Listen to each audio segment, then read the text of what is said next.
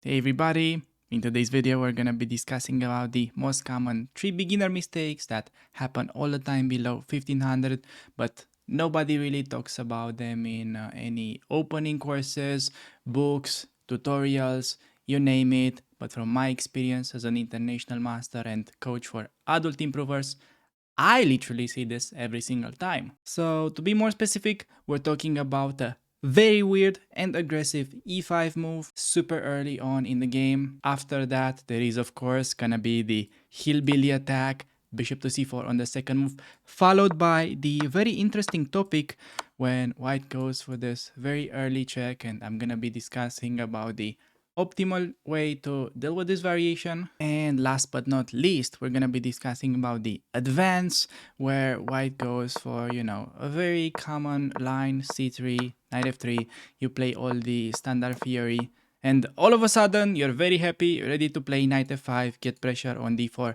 but they hit you with bishop to g5 and you have no idea what to do. So in case you wanna crash everybody below 1500, which will give you a feeling almost as satisfying as picking the last pickle from the jar. I mean, it takes a little bit of effort and skill, but once you do it, it just feels incredibly satisfying. But even maybe some of you feel like pickles are gross, still you may wanna watch this video. So let's just jump right into the action. All right, everybody, getting another black game. So we're gonna be sticking with the Caro, going c6, and are we gonna see some kind of like a main line, or is it gonna be another pretty awkward move? Okay, now there are not like many ways you could describe this e5 move. It is clearly premature.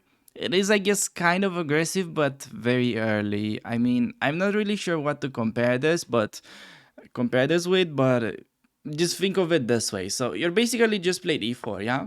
And this is like, I don't know, you're texting your crush, yeah? Just go e4, go for the opener. Pretty solid.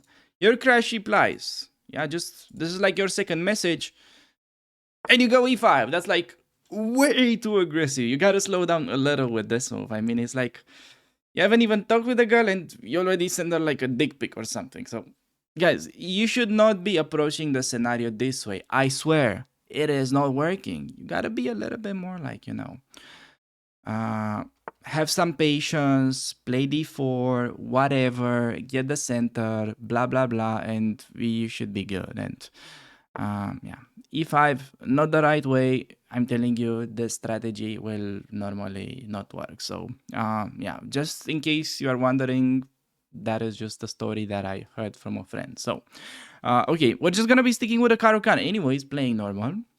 So we might very well just transpose into the advance, but it's just like kind of like a very weird e5 kind of thing move, which they play occasionally for some reason. And yes, here we are, advanced, for the really advanced audience watching. Yes, he could have gone for the en passant by playing this, where I think you can take either way. Taking with the pawn is safest, taking with the queen is interesting too, but nevertheless, we do get transposition to the advance, where you have basically two main moves. So the sort of most common one would be bishop to f5, which is not my main recommendation. So my main recommendation is actually the, let's say, less popular move, c5, which is a lot of the time going to be involving a pawn sacrifice if they take. But the good news is that, as you already see by my opponents, they rarely do. Or even when it happens, they don't really know how to follow it up. So opponent just plays c3. By the way, another move in this position that you will get to face frequently, knight f3, where you can either take or play knight c6 or start with bishop g4. Many playable alternatives. But we get c3. Now we're gonna just continue with developing the knight onto the natural squares, hitting the d4 square, which is gonna be the main battlefield usually in this variation. And now we get a very typical position for the line, where, believe it or not, a lot of people kind of misplay the move order, because yes, I know you're dying to play bishop g4. I can feel you. You're just in the chair. They're like, let me get the bishop to g4. I really want to get that pin. So I definitely understand that urge of pinning, which is like reasonable, but you gotta do it in the best version possible. And that is by taking, because if you start with the move, he's gonna have DC5. Now the good news is, according to my analysis, below like 1800, they rarely punish you for that. So might transpose to other lines anyways. So it's not that big of a problem, but you really want to be aware of this. So we take first, then we get the bishop, and then we have very easy development. So just e6, knight goes to e7 towards f5, focusing on the main battlefield, and then bishop e7 castle. So we're just gonna do that, and because it's the advance, whenever they play h3, we're gonna be taking on f3. So once again, you really wanna have this sort of rules in mind based on each independent line. So they play h3 in the advance, we always take. And other rules for like classical variation or exchange. So that's how you want to get it right. Now, opponent, because you play the Caro-Kann and you are an advanced kind of human being, they just make this kind of moves and you get like a winning position. Now, question is, okay, why is this a bad move and why do we get a winning position? You may be wondering. Well, the problem with his last move is that he's moving the knight once again without really gaining anything special. And, well, yes, we do have hanging bishop. Well spotted there, Einstein. So we're going to take on e2. And, okay, now after last move, that was just pre-move by my opponent. The pawn on d4 is pretty lonely. Just, saying, hi, come and take me. So we can basically do that. I could also play h6, getting rid of this annoying knight if I feel like this could be a problem. But I don't really think white is threatening anything in particular, so I think it's time to cash in the pawn. And important, this is not a thing because GM secret, knight move backwards, so we can take. Hitting the queen, and work ideas, he needs to be careful, like super careful. He cannot even play queen f3 threatening to mate, because we take, obviously. So in case of queen h5, threatening this, can easily dodge the attack with g6, and then ideas to go for the fork. So, yeah, let's see what my opponent has in mind to do. I mean, already move 10, and we just get the winning position with the Caro-Kann. So, I guess this is not too bad of an outcome.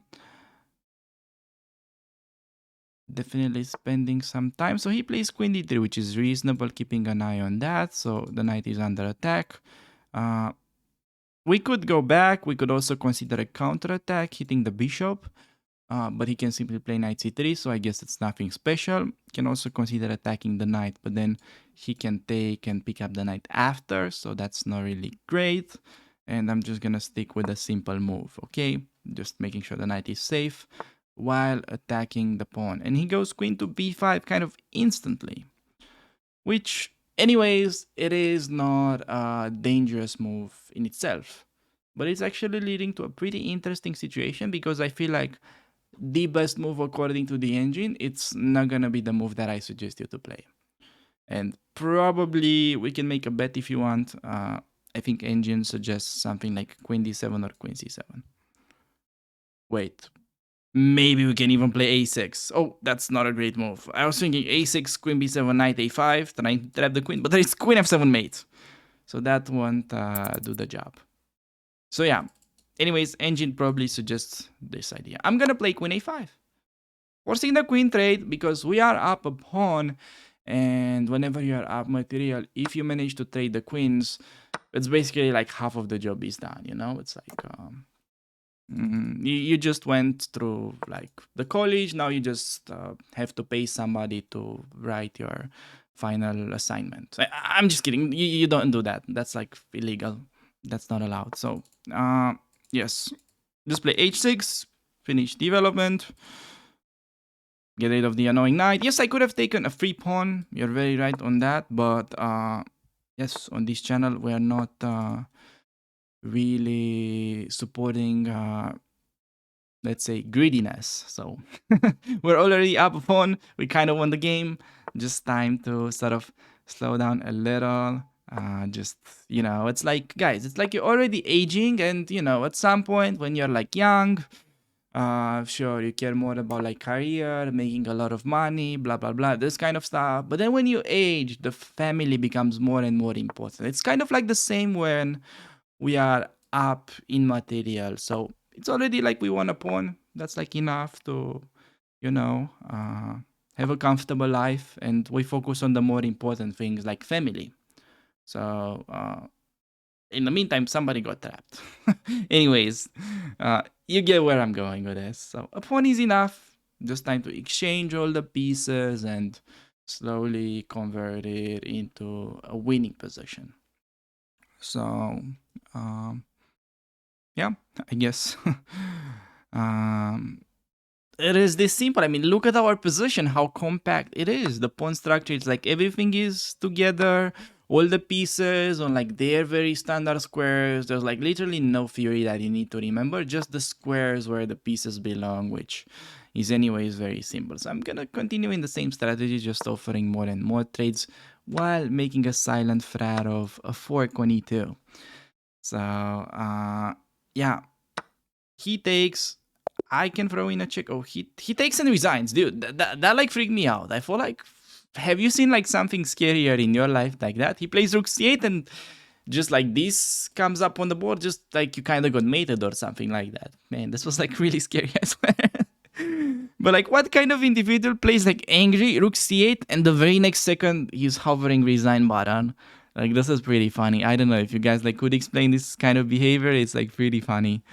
So, yeah. But before we continue, I wanted to shout out the important sponsor of today's video, Atlas VPN. Atlas VPN is a tool that encrypts and hides your virtual location. When connected to a VPN server, your device is connected to a new IP and DNS address. The VPN server decrypts information and allows traffic to access the desired destination. Atlas VPN is available on iPhone, Android, Mac, and PC. Right now, Atlas VPN is running a huge discount, meaning that you can get a 3-year subscription for only $183 a month with a 30-day money-back guarantee. Time is running out, so get your deal by clicking the link from the description below. Now, my favorite part about Atlas VPN is that you can save money. Yes, save money. So many websites have their pricing adjusted based on the region that your computer is in. With the information provided by cookies and IP addresses, these services know right where you're located. Once you switch your location, for example, to something like Brazil, the price of whatever you're looking at will have a huge drop. Now, imagine in order to become a professional chess player, I had to travel on a monthly basis for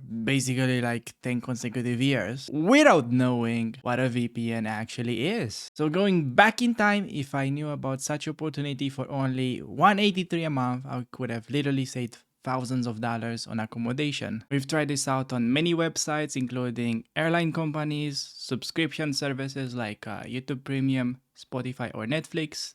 And again, guys, you can just get a 3-year membership for only $183 a month with a 30-day period when you can get your money back guarantee. So in case you want to renew like your old VPN, or you simply want to support the channel so I could potentially get more deals like this one, please feel free to use the link from the description or the one from the pinned comment. And without further introduction, let's just jump right back into the video. Okay, let's go back to the position where we had a small bet. Yeah, queen d7 top line. By far. Queen b6 there. Queen a5 not even top move. So I'm telling you guys, this is why engine, I mean, I have a video about that, which you haven't really watched like that much, to be honest. I mean, you should. It's like, I think, a good video. Yeah, it's more about this topic on playing practical chess. So, the computer does not even suggest queen a5 in this position. If you can look here in the top right, queen a5 is not mentioned in the top 6 moves. Which I think, if you're trying to learn chess in the right way, it should be the best move. And the main thing that you should be focused on if you're like genuinely trying to improve. So, queen a5, according to the computer, just loses like, I don't know, minus, I don't know, 0.8 in eval. But I'm telling you, practically speaking, this move just wins the game. It is simply this strong. So computer is not like really telling you these kind of little details, and that is why it could be very misleading in a lot of positions. And I would mainly use it as sort of like a blunder check. When like, let's say the eval jumps from like, you know, like table tennis chess, like just goes crazy up and down. you want to check the blunders. But more than that, I mean, I wouldn't. I would try to focus like on maybe learn from courses or maybe videos if somebody good is explaining it. So obviously not the case here, but yeah, you get the idea. And the rest was pretty simple. So I think we can just move on to the next game. Getting another game. So it's another Hillbilly attack time. So you thought, okay, there's not like enough games in the Hillbilly. This is, another great reason of why you should be playing this opening, because they just go for this very sort of shady business. And yeah, once again, we're gonna be sticking with normal development, but I'm actually even more hyped about this game because we get a pretty interesting situation that could happen a lot in different move orders. So, okay, exchange variation, how are we supposed to deal with this early check? I think that is a pretty common question and a topic that I see a lot in my students' games as well. So against the check, you could basically play anything besides Queen D7 and it should be okay. Yes, you came here for this sort of useful information, so I bet you already clicked the like button. But Knight C6 would definitely be okay, nothing wrong with it. But from my experience, perhaps even easier to play Bishop D7 because I feel like they're gonna exchange and you just get like a pretty easy position after Queen takes. I usually like to do so. We keep C6 squared for the knight. I'm just gonna do that, and nothing wrong with taking with a knight, of course. Opponent going Bishop to D3 though, having a bit of a different idea, which is definitely a thing sometimes when they have the pawn on d4, but not with the bishop on c1. Opponent probably downloaded the wrong chess tutorial. Anyways, he goes there. Okay. What are we supposed to do? Are we supposed to just go crazy on him and just try to trap the bishop? Of course, no. That would be like a low IQ approach. What do? You just treat it like a sigma male. Meaning, you simply don't care about it and just develop normally. So this is like a common theme in a lot of possessions and a common mistake that I see a lot of people do. Opponent makes like kind of a weird move that you're like smart enough to realize it's bad, and then you're just like, okay, this is bad move. I need to punish right now. I need to go over him and just play caveman chess and beat him. But that is usually not gonna be the right approach. You should just ignore, play your normal game, just live your life like, guys, like whatever happens, you're gonna live your life anyway. So the same way. So just do the same here. And this mistake will sort of start to tell a little bit later in the game once we finish development, and then we can actually start punishing him. So yeah, just gonna develop knights on the natural squares, get the bishop on g4 if we can. I mean, we'll see, and then finish development. So yeah, please don't go crazy. That would be the only mistake that you could do in this sort of scenario. So yeah, as long as you treat it like any sort of game, nothing special, should be okay. Now, however, when opponent plays so many weird moves in a row, man, I feel like okay, this is definitely not going in the right direction for him, but how are we supposed to punish it? There's definitely DC or 95 that comes to mind. I could play bishop to g4 as well.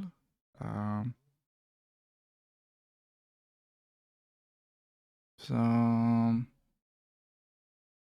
could also play e6. I think I'm just gonna go 95. That's like the simplest. Going after the bishop pair. He's supposed to stay with the queen and defend the bishop. My knight is under attack now, so I'm just gonna be taking, and then I think we're gonna set up a very dirty trap, by the way, which you should go ahead and pause the video and try to test your skill tactics. I mean, your tactical skills, I meant to say, a little bit, and kind of see whether you're like evil enough to set up this trap for your opponent. Because I'll give you even a hint. So opponent has ideas to take and maybe win a pawn. So you don't want to lose a pawn in general. Common sense move, bishop c6. Okay, that's of course slightly better. But how about this? He insta takes, I'm telling. Not even like any doubts about that. But how do we win this? If you haven't seen it before, just pause the video now and try to find the winning move for black, because it's a very unique scenario where the bishop is hanging. So rook to c8, simply winning a piece in 10 moves. I mean, this is how easy you can win with the Caro-Kann in this rating range. Like, I don't get it, guys. You play Sicilian or whatever opening, I don't know why would you be doing such things when the Caro-Kann is so simple and solid, and if they do weird things, you could punish them this hard. So you tell me in the comments whatever the reason is. Anyways, I'm not gonna like even pretend to understand you, but I will maybe like your comment. So you give it a try. So just bishop to c6. Getting that, d6. So simply paralyzed. Like these rooks are, man, this is like, it's like not even funny. I don't even know like what to compare this rook with, but I don't know. It's basically like this rook is like you and your brother. And you know, I don't know, your parents just received your tests from school and they got home. This is your dad, basically, and this is you and your brother. Just you need to stay in your room and you cannot get out because you don't want to meet your dad. That's like the rook on c1. It's like this strong, in case you need that analogy to understand it. So, okay, now he plays d3. Now mommy's trying to come home too after the test results. So this is pretty. Yeah. Okay. Actually, this is not the same because it should have been the black queen. So I kind of messed up the analogy there a little bit, but I hope you guys still love me. My phone keeps ringing, which is a little bit a little bit annoying, but yeah, I think I'm just gonna stick with a simple move. Hope I'm not blundering anything. I wonder whether it's my landlord that's calling, but anyways, I'll check it after the video. So hitting this, bishop f1 ideas. So he just plays queen d2, hitting the rook. Just gonna keep the rook there. No need to do anything crazy. Threatening rook c2, winning the queen, and yeah, now just start collecting one rook, collect another rook after. Like, look at this rook, man. It's just like taking everything, man. Like, up a piece, two rooks. What else do we need to win more? Okay, hit the knight. Just start exchanging stuff. Oh, another knight. I'll take it. Another piece. Man, this is like Black Friday of pieces. What is this? Opponent just giving up everything. Oh my, he must be really upset. Okay. Alright, hope you guys had fun with this, but imagine the mental state of my opponent right now after all of that. Just imagine he queued up, trying to have a good day and play some games of chess, and 10 minutes later, this is what happens. This is like you half an hour later in your blitz session. So basically like 7 pieces hanging in a row. I mean, that's a record right there. So with that being said, I think we can move on to the following game. All right, everybody, getting the black pieces. Opponent going for e4, and we're gonna be sticking with the most solid opening of all time, the Caro-Kann defense, and opponent is going for knight f3, which is a little bit of a sideline already, where I'm gonna be playing the move d5, where he basically has like 2 main options. He can also go ed or e5. I mean, sure, d3 is kind of played occasionally as a trap, mainly in this rating range, but it's not really an issue. So we see that our opponent plays d5 with which mainly leads to like pretty strange looking position at first, but if you think about this, what this actually really does, it is simply transposing back into the advanced version. So um, in order to get there, I mean, you could just play like something like c5. And my favorite move in the advance in general, especially in this move order, is to just go bishop to g4. So main question is, okay, how are we gonna deal with h3? You may be wondering. And the main idea is, whenever you get this question while you're playing the advance, guys, it's really important if you're trying to sort of learn the opening and try to uh, set like basically a bunch of rules that you could generally use without having to like really think about it in game. You wanna structure it in your head, basically based on any independent variation. So basically, if we're talking about Caro-Kann, you could really split it in three main things. So it's c6, and then you have to be ready to have a set of rules against the advance, against the exchange, and against knight c3, which is the classical variation. So three big main lines. I mean, unless you run against like a Danya fanboy who plays f3, where I anyways have a video and you can win in 7 moves against that. So um, you really want to think it like that. So he plays h3. Now the question is, okay, how should I deal with this in the advance? You don't want to be asking yourself, how am I supposed to deal with this in the Caro-Kann? Because that's not going to be able to get like a precise solution in most of the cases. So if you're asking yourself, okay, how do I deal with this in the advance? You're going to get the move every single time. So sorry for the kind of elaborated intro, but I felt like that was pretty important. So now we're just going to go for the usual stuff. Important, by the way, to play c5 and then knight c6. Definitely a typical mistake that I see in low rated games. People get the bishop to g4 and they literally forget that they're supposed to play with c5. They just like literally never play c5. So you don't want to do that. You want to take control over the center, get the knight onto c6, and stick with same plan. Knight goes to f5 because the natural square is taken by the pawn. Important. I see another common mistake. Some people, just because they get used to play against the advance, always play knight e7, knight f5. But we only play knight e7 in the advance because the natural square is taken away. So generally, you want to develop your knights like that if possible. Not on b6. That would not be a legal move. But you get the point. So, yeah. Opponent plays c3, which is very reasonable, preparing d4. And against d4, we basically have an alternative between two very natural moves. So we could go knight e7 or cd4, but which one do you guys think is actually better? Because I think it's not the same thing.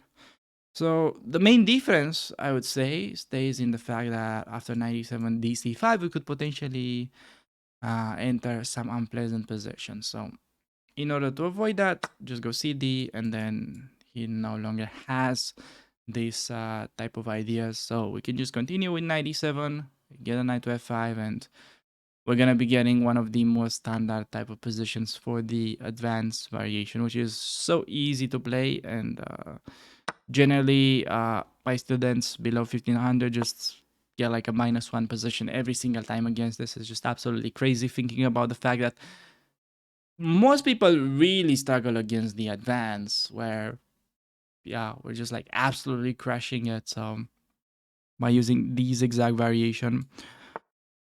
So okay, I'm super glad that we get to face this move, because this is like really 1000 1500 vibes. Because well, knight f5, you guessed it right, would no longer be the best move, but we can start by asking the bishop what's up. And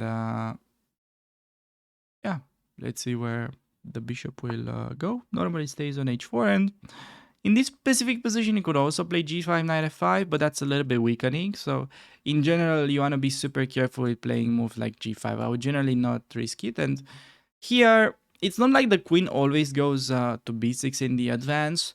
Normally, I actually rarely play that move. I only do it specifically to unpin here. So we're unpinning, creating a threat of bishop takes on f3. And then important, we want to take with a queen on d4 if possible, and not with a knight, because we want to offer the queen trade. And then we want to go knight f5 unpin. this pawn becomes very weak. So he goes queen d2, doing absolutely nothing against our threat. So what are we gonna do? Just cashing in the free pawn. Now, how do we take on d4? Knight or queen? If you paid any attention to that, you know it's the queen. So forcing the endgame, extra pawn endgame, most likely e5 is gonna drop as well because it's super loose. And yeah, I mean, you could literally get this opening below like 1500 easily. It's just that bad that they're usually playing it. It's simply not an easy position for white, I mean, after all, because we get a lot of annoying pressure very early on. So, by the way, I still don't see the moves highlighted. Maybe I need to do something. Yeah, okay. Now it should be good. He just did that, and we can take. But normally, it's even better, I would say, to kind of let him release the tension and play knight f5. But I think can't really go wrong with queen e2 because it's sort of forcing his knight on a less active square. Because normally c3 is the most active square for the knight. So I think for this specific reason, nothing wrong with releasing the tension there. The knight f5. What is this move doing besides activating the knight? Well, it's also threatening knight g3, followed by the move knight takes on e5, cashing in another pawn. So expecting move like rook to e1. Now, what would you guys think to do? Can definitely play a move, something like bishop to e7, but also it looks quite interesting to develop the bishop in a little bit more of an aggressive fashion and gain a tempo. So I'm gonna do that specifically here, even though bishop e7 is always fine, just to win a bit of a tempo. I'm gonna make this move, expecting him to play rook a d1, and then I think it will be simply time to get castled and try to sort of finish development. So yeah, do not neglect castling, guys. Even if you're ahead, I feel like this happens in general to a lot of low rated players when they feel like they have an advantage or they want a pawn. It just makes them feel like they get some kind of like superpowers and they can just start breaking all the rules of chess because they are ahead. I mean, sure, when you are winning, it's definitely easier to do other things that normally would not be possible, but still, you wanna really treat it as, yeah, it's just like you play normal. Just try to stick to the main rules and no need to do any silly things like staying with the king in the middle for no reason or stuff like that. So opponent plays rook d1. Now what the problem with that move really is that the rook in the first place was meant to cover the pawn, so it leaves this undefended after knight g3. So I think the move order is not really that important. I'm gonna start with this, and I'm gonna start with that move, bishop d2, just exchanging pieces and cashing in another pawn. So we're gonna have two extra pawns soon after the move 95, threatening to take on f3, and we're gonna be having a rook endgame. If white wants to stay in the game, they need to keep the bishop, so that's a good move by my opponent, and can definitely get castled. But because this is an endgame, even stronger a lot of the times is to just play the move king e7, because the king is very useful in the middle of the board in all these type of endgames. So castling is not a mistake, but you wanna get used to this kind of concept of having your king closer to the middle. So opponent plays f4. Yeah, don't have a lot of squares for the knight really. Like I could go knight c4, but that's sort of giving me a bit of a weak pawn on c4, so I just prefer c6 as an easier square. So yeah, then I could play something like rook to c8, simply double up. That's basically the plan right now. Yeah, bishop to b5. Gonna use this rook. If he's trading, I am more than happy because bishop is in general a little bit stronger than the knight. I would say people generally think both are worth 3 points, which is kind of right, but I think just a little bit closer to the truth is that I think the bishop is worth like 3 1/4. So just a little bit better in general. Of course, nothing huge. but you really want to get used to this little idea. So opponent goes rook to c1. I could play the move knight before trying to initiate some trades. So now I'm creating a little bit of pressure with this move, and he's probably gonna be exchanging, and now we will be getting a very interesting position after takes if he goes for the move a3. Okay, probably I'll show you that in the analysis tab why it was actually so interesting. And now, what are we supposed to do? Well, cannot really go wrong with infiltrating, but after takes, knight takes, rook to c1, it's not very obvious how to continue, because if I move the knight, he gets to infiltrate.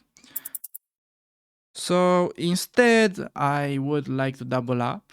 So there is a move to do that with rook c7, but it's even better if we can gain a tempo, and we manage to do that with a move such as rook c5 first.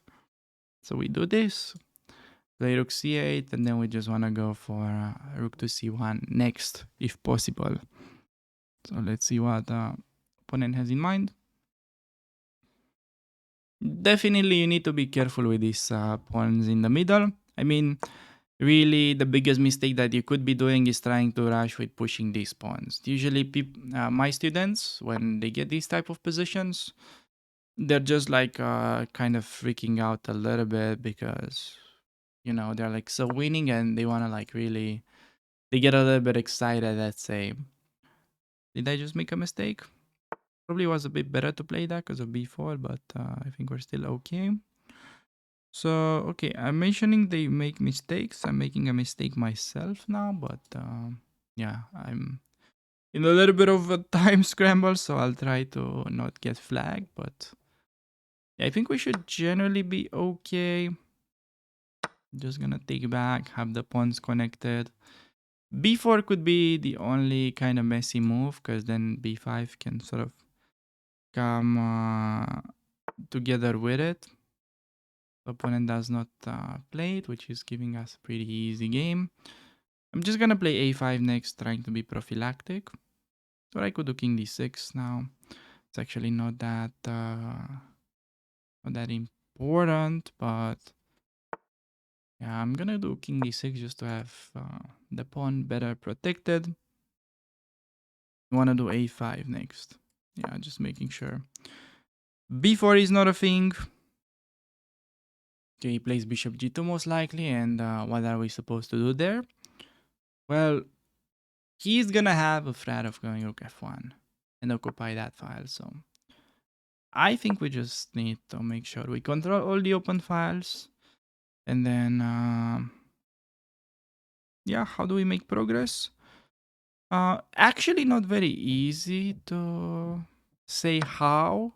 Like, the good thing in this rating range is that opponents generally will just make it easier for you, like he just did here, because his bishop was kind of nice stopping the pawns, but now we're just gonna have a pretty easy time moving the rook and then pushing the pawns. So something like this. Ideas to go c5, c4. Maybe play d3 as well. So also could consider switching the rook over right now. That becomes a very viable option. So yeah, just c5, expecting him rook c1. But the problem is with rook c1, that allows e4. So whatever he does, one of these pawns will advance, and then we're gonna be having an easier time pushing the pawns, or at least I hope so. Yeah. Then if we play c3, we want to be like a bit cautious with it, although maybe it still works. I'm just thinking if you want to be sure that this is always good, you could start with rook to c8 and then do c3. Then you also have options to take with the rook, not to mention probably taking with a pawn is also perfectly fine here, trying to convert. So opponent kind of running down, running out of moves because the king is cut.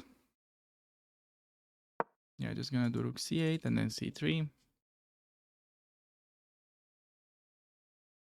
Now that the king has been misplaced, it's not even like threatening to join the game anymore, so we don't need to keep the rook there.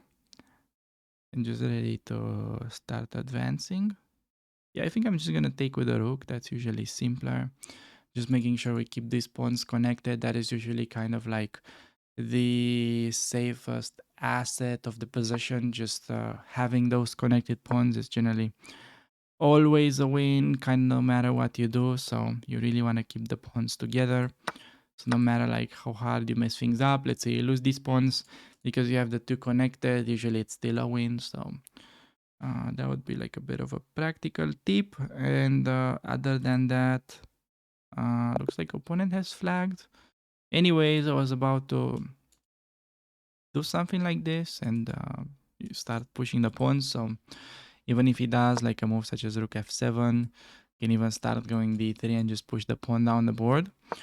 So there's actually a pretty cute idea that I have seen a little bit earlier. So here knight c2 was best technique move. I just noticed after. It's still like completely winning all the time, but yeah, I gave him a little bit of counterplay. So the nice idea was that in this position, if he takes, let's actually close this engine. So I'm not gonna give you a hint, and he plays a3. Now, what is the best move? So I feel like a lot of you may be tempted to suggest either knight c2 based on the previous line or knight to c6. But I think actually rook c2 is strongest. Let's check. So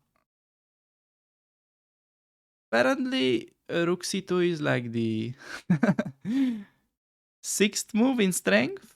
I mean, all the moves are kind of equally winning, but I personally like rook c2 a lot because endgames are easily winning, and if he plays like this, then we can keep the knight and the rook is also active. So what I wasn't like a huge fan of playing knight c6, the rook is kind of blocked by the knight. But yeah, for the same reason, you could check and then say he goes whatever, you can go back and you manage to activate the rook first, and it will be even easier to play. So yeah, I hope that kind of clarifies this mystery on how to deal with the bishop g5 kind of lines when they pin this knight. And a lot of players for some reason feel very uncomfortable, but yeah, as long as you go for queen to b6 and then take on f3, most of the times you will just win both of these central pawns and winning position. So yeah, with that being said, I think we can just move on to the following game.